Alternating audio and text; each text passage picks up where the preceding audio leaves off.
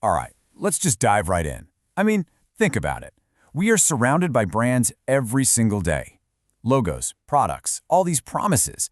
But what is a brand, really? Why does a simple swoosh on a shoe or a bitten apple on a phone have such a hold on us? You know, it's more than just buying something. It's a feeling. It's part of our identity. So today, let's unpack why we buy in. You know, this quote from Debbie Millman just hits home, doesn't it? It perfectly captures that feeling from when you were a kid, that intense desire for some little thing, and you're just convinced it holds the magic key to turning you into someone else, someone cooler, prettier, you name it. It was never just a plastic barrette, was it? It was a promise. And that feeling, right there, is the bedrock of brand thinking. So, okay, if it's not just about the object itself, then what are we really talking about here? It's so easy to think of branding as, just a logo or a catchy jingle, but that's just scratching the surface. The real power of a brand, well, it goes way, way deeper than that. We tend to lump branding and advertising together all the time, but they are fundamentally different things. Think of it like this. Advertising is the temptation. It's showing you this perfect, kind of distant dream. But branding, that's the actual experience. That's what happens when you actually walk through the door. Let's break that down a bit more. Advertising makes a promise. But branding, that's what leads to a real sense of ownership.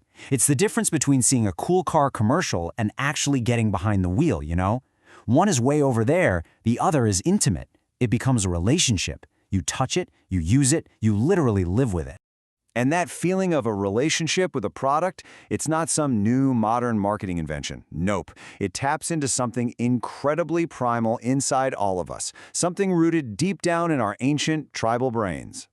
Yeah, thinkers like design anthropologist Dory Tunstall make a powerful case that our connection to brands is tied directly to our most fundamental human need, the need to belong. We're social animals, right? We are hardwired to form tribes, to identify with our group, and to signal that identity to everyone else. And as designer Brian Collins puts it, they're just inescapable. You can't avoid them. They've become the language of our modern tribes. Honestly, they're the water we all swim in. Brand strategist Cheryl Swanson takes this idea even further. She says brands are our modern totems. And a totem, that's a powerful word.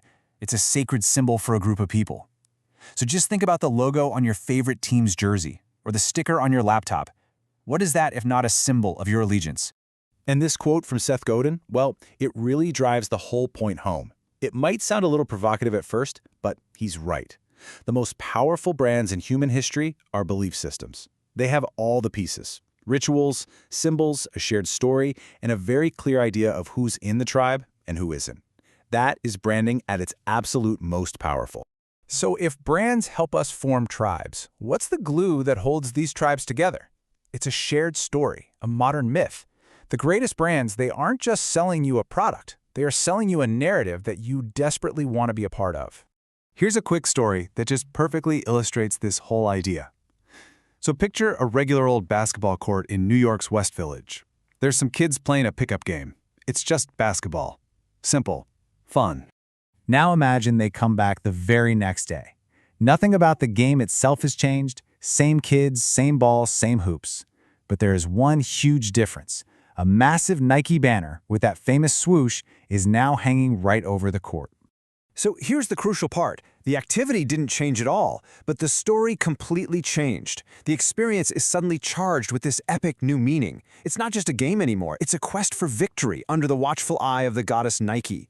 That one banner transformed a simple pickup game into a chapter of this giant myth about greatness and achievement. But here's the twist. In today's world, that story isn't just a one-way street broadcast from the company. That whole relationship has changed. It's a conversation now. And the power dynamic? It is totally shifted. Which brings up this really fascinating debate. If the customer is now part of the conversation, should brands just ask them what they want and then go build it? It sounds simple enough, but it's a trap that so many companies have fallen into.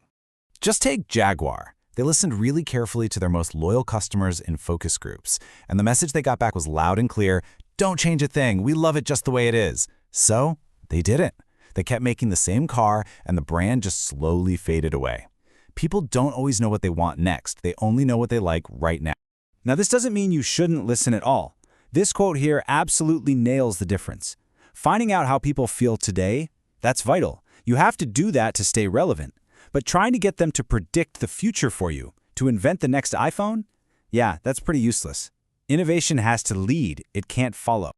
So what do people demand in this new conversation? Authenticity.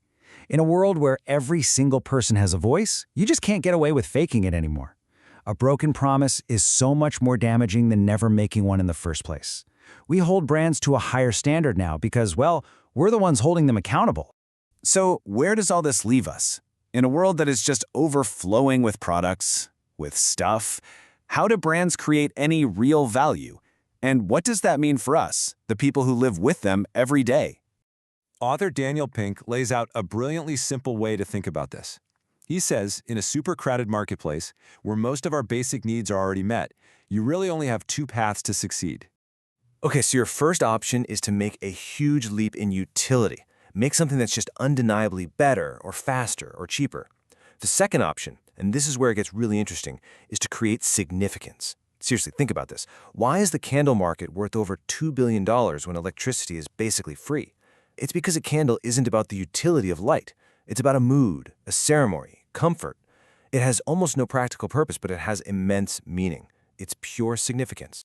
And at the end of the day, the brands we choose become part of our own story. They really are the totems of our own personal tribe, the symbols in our own personal myth. They're the signals we send out to the world about who we are and what we believe in. So the final question, it isn't really for the companies, it's for all of us. When you choose to buy in, what story are you telling about yourself?